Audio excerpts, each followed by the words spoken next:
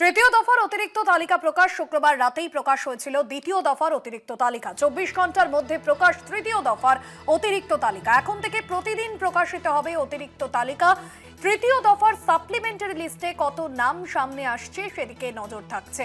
শুক্রবার রাতেই প্রকাশ হয়েছিল দ্বিতীয় দফার অতিরিক্ত তালিকা। 24 ঘন্টার মধ্যেই তৃতীয় দফার অতিরিক্ত তালিকা প্রকাশ হলো। এখন থেকে প্রতিদিন প্রকাশিত হবে অতিরিক্ত তালিকা।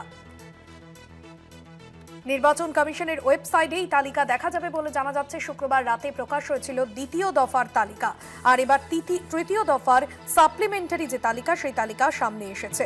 এসআইআর যে সাপ্লিমেন্টারি তালিকা ঘিরে ইতিমধ্যেই যে জটিলতা চলছিল, যে নির্বাচনের নির্ঘণ্ট প্রকাশ করে দেওয়া হয়েছে, কিন্তু তারপরে তালিকা এখনো পর্যন্ত সামনে আসেনি। এভাবেই অতিরিক্ত যে তালিকা 3 দফায় সামনে এসেছে।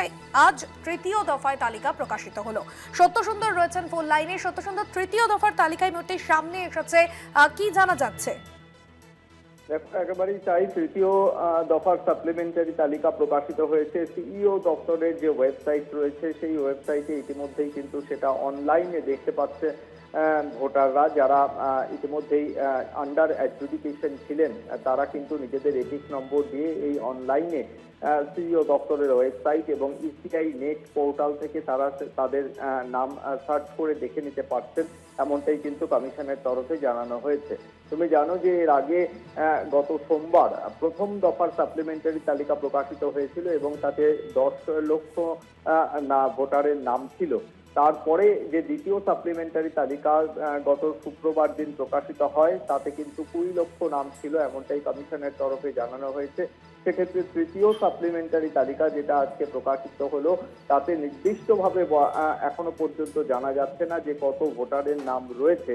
তবে বুথ ভিত্তিক যে পরিসংখ্যান এর আগের দুটি ক্ষেত্রে সাপ্লিমেন্টারি তালিকায় প্রকাশিত হয়েছিল, অর্থাৎ প্রতিটি বুথে কত ভোটারের নাম অন্তর্ভুক্ত হচ্ছে চূড়ান্ত ভোটার তালিকার সঙ্গে এবং কত ভোটারের নাম বাদ যাচ্ছে বুথ ভিত্তিক, সেই তথ্য পাওয়া যাচ্ছে।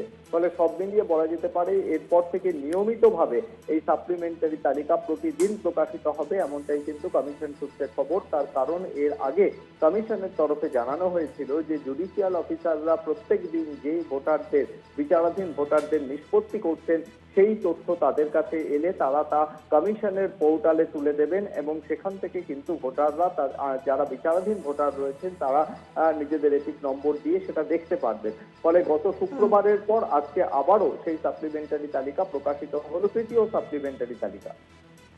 একদমই, ধন্যবাদ সত্য।